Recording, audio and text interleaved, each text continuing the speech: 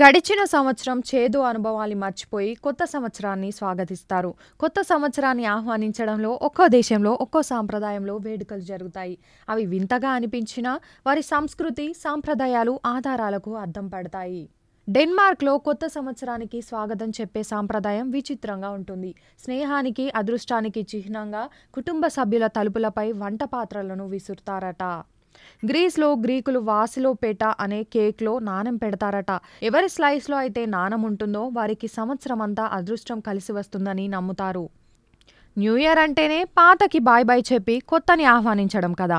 South Africa ప్రజలు పాత వస్తువుల్ని వదిలించుకోవడానికి, కొత్త వాటిని స్వాగతించడానికి కిటికీల నుండి పాత వస్తువులు, ఫర్నిచర్ బయటకు విసిరిస్తారు. స్పెయిన్లో అర్ధరాత్రి 12 గంటలకు ద్రాక్ష పండ్లు తినడం సాంప్రదాయమట. ఒక్కో పండు ఒక్కో నెల అదృష్టానికి సంకేతమని వారు నమ్ముతారు. జపాన్లో ప్రజలు అర్ధరాత్రి వేళ దేవాలయాల వద్ద 108 సార్లు గంటలు మోగిస్తారట. స్కాట్లాండ్లో అయితే అర్ధరాత్రి దాటాక ఇంట్లోకి మొదటగా ఎవరైతే అడుగు పెడతారో వారు అదృష్టం రూపంలో బహుమతులు తెస్తారట. రష్యాలో అయితే కాగితంపై న్యూ ఇయర్ విషెస్ రాసి దానిని కాల్చి ఆ పొడిని అర్ధరాత్రి షాంపైన్లో కలుపుకొని తాగుతారట. యునైటెడ్ స్టేట్స్లో అయితే న్యూయార్క్ టైమ్స్ స్క్వేర్ వద్ద అర్ధరాత్రి 12 గంటలకు టైం బాల్ని కిందకు వదులుతారు. దీనిని బాల్ డ్రాప్ అంటారు. అలా వారికి కొత్త సంవత్సరం మొదలవుతుంది.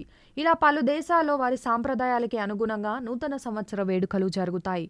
మూఢనమ్మకాలుగా అనిపించినా అవి వారి సంస్కృతి, సాంప్రదాయాలను ప్రతిబింబిస్తాయి.